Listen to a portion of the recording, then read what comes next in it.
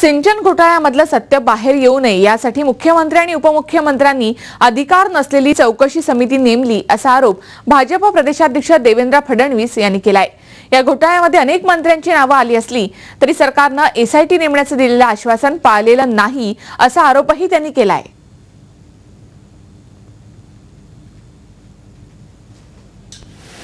Chamber मध्ये बोलून आम्हाला सांगितलं की मी एसआयटी तयार करतोय, त्याला मी अधिकार देतो, माझ्यावर विश्वास ठेवा, हा सगळा घोटाळा मी बाहेर काढेन। त्यानंतर त्यांनी जी एसआयटी तयार केली त्या एसआयटीच्या प्रमुखांना आमच्या विरोधी पक्षनेत्यांनी पत्र लिहून आमच्या जो पुरावे आहेत आम्हाला ते तुम्हाला द्यायचे आहेत, तुम्ही दोषींना बोलवा, त्यांचा जबाब घ्या, अशा प्रकारची विनंती केली।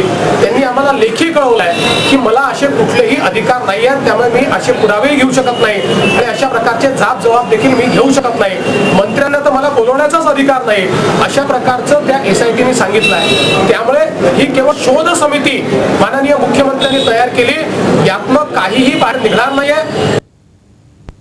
पराभवानंतर माणूस काय म्हणतो